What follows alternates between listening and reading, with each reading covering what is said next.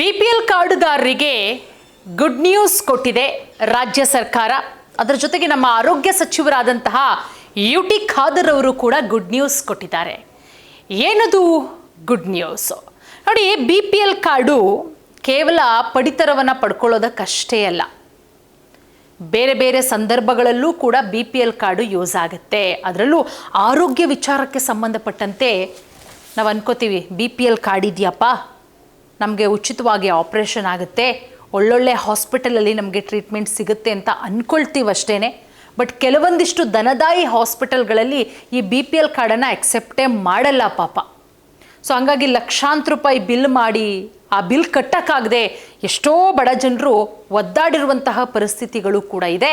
ಹಾಗಾಗಿ ಈ ಬಿಪಿಎಲ್ ಕಾರ್ಡುದಾರರಿಗೆ ನೂತನ ಸಚಿವರಾದಂತಹ ಯುಟಿ ಖಾದರ್ ಅವರು ಗುಡ್ ನ್ಯೂಸ್. ಅದರ ಜೊತೆಗೆ ಖಾಸಗಿ ಆಸ್ಪತ್ರೆಗಳಲ್ಲಿ ಇನ್ಮೇಲೇನಾದರೂ ಜಾಸ್ತಿ ಹಣ ಕೇಳಿದ್ರೆ ಹುಷಾರಾಗಿರಿ, ಎಲ್ಲದಕ್ಕೂ ಕೂಡ ಕಡಿವಾಣವನ್ನು ಹಾಕಲಾಗುತ್ತೆ. ಮೊದಲು ಈ ದನದಾಯಿ ಹಾಸ್ಪಿಟಲ್ಗಳಿಗೆ ಕಡಿವಾಣ ಹಾಕಬೇಕು. ಬಡವರ ರಕ್ತವನ್ನು ಹೀರ್ತಾ ಇದ್ದಾರೆ. ಏನೋ ಸಣ್ಣ ಸಮಸ್ಯೆ ಅಂತ ಹೋದರೂ ಕೂಡ ಅದನ್ನು ದೊಡ್ಡದಾಗಿ ಬಂಬಿಸಿ ಲಕ್ಷಾಂತರ ರೂಪಾಯಿ ಬಿಲ್ ಮಾಡಿ ಕೊನೆಗೆ ಆ ಪೇಷಂಟ್ ಸತ್ರು ಅಂತ ಹೇಳಿದ್ರೆ ಹೆಂಗಾಗ್ಬಿಟ್ಟಿದೆ ಅಂತ ಹೇಳಿದ್ರೆ, ಆ ಪೇಷಂಟ್ ಬಾಡಿ ತಗೊಳ್ಳೋಕ್ಕೂ ದುಡ್ಡಿಲ್ಲದೆ ಸ್ಟ್ರೈಕ್ ಮಾಡಿ ಅಯ್ಯೋ ನೀವೇ ಹಿಡ್ಕೊಂಬಿಡಿ ಅನ್ನೋ ಪರಿಸ್ಥಿತಿಗೆ ಕುಟುಂಬದವರು ಬರ್ತಾರೆ ಅಂತ ಹೇಳಿದ್ರೆ, ಈ ಹಾಸ್ಪಿಟಲ್ಗಳ ಈ ದಂಧೆ ಅಂತಲೇ ಹೇಳ್ಬೋದು. ಎಷ್ಟರ ಮಟ್ಟಿಗಾಗಿದೆ ನೋಡಿ.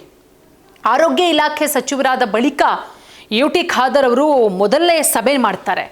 ಆ ಸಭೆಯಲ್ಲಿ ಸ್ಟ್ರಿಕ್ಟಾಗಿ ಒಂದಷ್ಟು ರೂಲ್ಸ್ಗಳನ್ನು ಮಾಡಿದ್ದಾರೆ.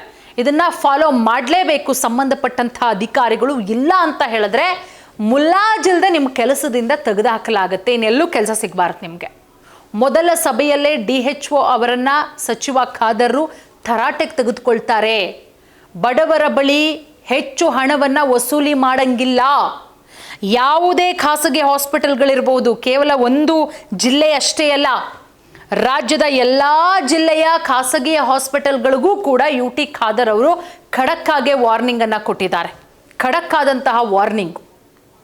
DK ಶಿವಕುಮಾರ್ ಅವರ ಸಚಿವ ಸಂಪುಟದಲ್ಲಿ ಸ್ಥಾನ ಪಡೆದ ದಿನದಿಂದಲೂ ಕೂಡ ಯುಟಿ ಖಾದರ್ ಅವರು ಸಿಕ್ಕಾಪಟ್ಟೆ ಆಕ್ಟಿವ್ ಆಗಿದ್ದಾರೆ. ಯಾವುದೇ ರೀತಿಯ ಖ್ಯಾತೆ ಯಾವುದನ್ನು ಕೂಡ ತೆಗಿಲಿಲ್ಲ. ಯಾವುದೇ ಖಾತೆ ಕೊಟ್ಟರೂ ಕೂಡ ನಾನು ನಿಭಾಯಿಸ್ತೀನಿ ಅಂತ ಹೇಳಿದರು. ಅದರಂತೆ ಒಂದು ಒಳ್ಳೆ ಖಾತೆಯನ್ನೇ ಅವರಿಗೆ ಕೊಡಲಾಯಿತು. ದಿನದಿಂದಲೂ ಕೂಡ ಸಿಕ್ಕಾಪಟ್ಟೆ ಆಕ್ಟಿವ್ ಆಗಿದ್ದಾರೆ. ಹಿಂದೆ ಆರೋಗ್ಯ ಸಚಿವರಾದಂತಹ ನಮ್ಮ ದಿನೇಶ್ ಗುಂಡೂರಾವ್ ಅವರನ್ನು ಕೂಡ ಭೇಟಿ ಮಾಡ್ಕೊಂಡು ಬಂದರು.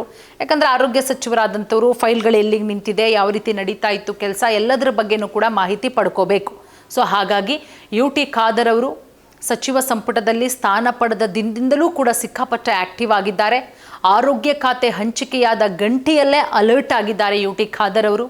ಮಧ್ಯರಾತ್ರಿಯಲ್ಲೇ ಸರ್ಕಾರಿ ಆಸ್ಪತ್ರೆಗಳಿಗೆ ಭೇಟಿಯನ್ನು ಕೊಟ್ಟು ಅಲ್ಲಿಯ ವ್ಯವಸ್ಥೆಗಳು ಹೇಗಿದೆ, ಜನರಿಗೆ ತಲುಪೋ ರೀತಿಯಲ್ಲಿದೆಯಾ, ಎಲ್ಲವನ್ನ ಕೂಡ ಪರಿಶೀಲನೆ ಮಾಡಿದ್ದಾರೆ. ಅದರ ಜೊತೆಗೆ ಮಂಗಳೂರಲ್ಲಿ ಜಿಲ್ಲಾ ಮಟ್ಟದ ಸಭೆ ನಡೀತು. ಅಲ್ಲಿ DHOವನ್ನು ತರಾಟೆಗೆ ತೆಗೆದುಕೊಂಡಿದ್ದಾರೆ ಯುಟಿ ಖಾದರ್ ಅವರು. ಮುಲಾಜಿಲ್ದಲೆ ವೈದ್ಯರ ಕೊರತೆ ವಿಚಾರ ಇರಬಹುದು. ಮೊದಲ ಸಭೆಯಲ್ಲೇ DHO ಅವರನ್ನು ಸಚಿವ ಖಾದರ್ ಅವರು ತರಾಟೆಗೆ ತೆಗೆದುಕೊಂಡಿರೋದು. ಪ್ರಾಥಮಿಕ ಆರೋಗ್ಯ ಕೇಂದ್ರದಲ್ಲಿ ವೈದ್ಯರ ಕೊರತೆ ವಿಚಾರದ ಬಗ್ಗೆ ಸಭೆಯಲ್ಲಿ ಚರ್ಚೆ ಮಾಡಲಾಗುತ್ತೆ. ಈ ವೇಳೆ ಸರಿಯಾಗಿ ಲೆಕ್ಕ ಹೇಳಿಲ್ಲ DHO HR ತಿಮ್ಮಯ್ಯ. ಇವರಿಗೆ ಸಚಿವರು ಕರೆಕ್ಟಾಗಿ ಕ್ಲಾಸ್ ತೆಗೆದುಕೊಳ್ತಾರೆ. ಹಿಂಗಾದ್ರೆ ಅಷ್ಟೇ ಕತೆ, ಓಡಿಸ್ಬಿಡ್ತೀನಿ. ಏನ್ರಿ ನೀವು ಡಾಕ್ಟ್ರ್ ಅಲ್ವೇನ್ರಿ? ಡಾಕ್ಟ್ರಿಗೆ ಲೆಕ್ಕ ಬರಲ್ವೇನ್ರಿ? ನೀವು ಡಾಕ್ಟ್ರ್ ಅಲ್ವಾ? ಡಾಕ್ಟ್ರಿಗೆ ಲೆಕ್ಕ ಬರಲ್ವಾ? ವೈದ್ಯರ ಹುದ್ದೆಗೆ ಬಂದ ಆಕಾಂಕ್ಷಿಗಳಿಗೆ ನೀವು ಧೈರ್ಯ ತುಂಬಬೇಕು, ಸರಿಯಾಗಿ ಪ್ರೋತ್ಸಾಹ ಕೊಡಬೇಕು. ಬೇಕಾಬಿಟ್ಟಿಯಾಗಿ ಏನಾದರೂ ನೀವು ಮಾತನಾಡಿದ್ರೆ ಯಾರ ಸೇವೆಗೂ ಡಾಕ್ಟ್ರು ಬರಲ್ಲ. 15 ವರ್ಷದ ಸೇವೆಯ ದರ್ಪವನ್ನು ನೀವಿಲ್ಲಿ ತೋರಿಸ್ಬೇಡಿ. ಅಧಿಕಾರಿಯನ್ನು ಯುಟಿ ಖಾದರ್ ಸರಿಯಾಗಿ ತರಾಟೆಗೆ ತೆಗೆದುಕೊಳ್ತಾರೆ. ನೀವು ಮಾಡಿದಂತಹ ಕರ್ಮಕ್ಕೆ ನಾವು ಉತ್ತರ ಕೊಡಬೇಕಾ? ಸರಿಯಾಗಿ ಕೆಲಸ ಮಾಡಿ ಫಸ್ಟು, ಸರಿಯಾದ ಟೈಮಿಗೆ ಆಫೀಸಿಗೆ ಬನ್ನಿ ಫಸ್ಟು. ಎಲ್ಲ ಅಧಿಕಾರಿಗಳು ಗಮನದಿಟ್ಟು ಕೇಳಬೇಕು. ನೀವು ಕೆಲಸ ಮಾಡಿದ್ರೆ ನಮಗೊಳ್ಳೆ ಹೆಸರು ಬರುತ್ತೆ. ನೀವು ಮಾಡಿದ ಕರ್ಮಕ್ಕೆ ಜನರಿಗೆ ನಾವು ಉತ್ತರ ಕೊಡಬೇಕಾಗತ್ತೆ. ಹಾಗಾಗಿ ಯುಟಿ ಖಾದರ್ ಅವರು ಅಧಿಕಾರ ವಹಿಸಿಕೊಂಡ ಮೊದಲ ಸಭೆಯಲ್ಲೇ ಅಧಿಕಾರಿಗಳಿಗೆ ಕ್ಲಾಸ್ ತೆಗೆದುಕೊಂಡಿದ್ದಾರೆ. ಅದೆಲ್ಲದರ ನಡುವೆ ಬಿಪಿಎಲ್ ಕಾರ್ಡ್ ಇರುವಂಥವರಿಗೆ ಗುಡ್ ನ್ಯೂಸನ್ನು ಕೊಟ್ಟಿದ್ದಾರೆ. ನೋಡಿ, ಈ ಖಾಸಗಿ ಆಸ್ಪತ್ರೆಗಳ ಆಟಾಟೋಪ ಹೆಂಗಾಗಿದೆ ಅಂತ ಹೇಳಿದ್ರೆ, ಇದೊಂದು ರೀತಿಯಲ್ಲಿ ದಂಧೆ ರೀತಿಯಲ್ಲಿ ಮಾಡ್ಕೊಂಡು ಬಿಟ್ಟಿದ್ದಾರೆ. Medical mafia. ಈ ಆಯುಷ್ಮಾನ್ ಯೋಜನೆ ಅಡಿಯಲ್ಲಿ BPL ಕಾರ್ಡ್ ಹೊಂದಿರುವವರಿಗೆ ಖಾಸಗಿ ಆಸ್ಪತ್ರೆಯಲ್ಲಿ ಹೆಚ್ಚುವರಿ ದುಡ್ಡನ್ನು ಯಾವುದೇ ಕಾರಣಕ್ಕೂ ಪಡೆಯಂಗಿಲ್ಲ. ಅದೇನಿದೆ ಸರ್ಕಾರ ರೂಲ್ಸ್ ಮಾಡಿದೆ ಅದೇ ರೂಲ್ಸನ್ನು ಪ್ರತಿಯೊಬ್ಬರು ಕೂಡ ಫಾಲೋ ಮಾಡಬೇಕು. ಇದರಲ್ಲಿ ಸರ್ಕಾರದ ಆರೋಗ್ಯ ಮಿತ್ರನ ಕರ್ತವ್ಯ ಪ್ರಮುಖವಾಗಿದೆ. ಒಂದು ವೇಳೆ ಆರೋಗ್ಯ ಮಿತ್ರ ಏನಾದರೂ ವಿಫಲ ಆದರೆ ಕಠಿಣ ಕ್ರಮ ತೆಗೆದುಕೊಳ್ಳಲಾಗುತ್ತೆ. APL ಕಾರ್ಡ್ದಾರರಿಗೆ ಇಲ್ಲಿ BPL ನೆಕ್ಸ್ಟ್ ಅದಾದಮೇಲೆ APL ಕಾರ್ಡ್ದಾರರಿಗೆ 30-70 ಅಡಿಯಲ್ಲಿ ಯೋಜನೆ ಇತ್ತು. ಇದರ ಬಗ್ಗೆ ಮತ್ತೆ ಪರಿಶೀಲನೆ ನಡೆಸಬೇಕು. ಅವರಿಗೂ ಅನುಕೂಲ ಆಗಬೇಕು. ಬರೀ BPL ಕಾರ್ಡ್ ಇರುವಂಥವ್ರಿಗಲ್ಲ, APL ಕಾರ್ಡ್ ಇರುವಂಥವ್ರಿಗೂ ಕೂಡ ಅನುಕೂಲ ಆಗಬೇಕು.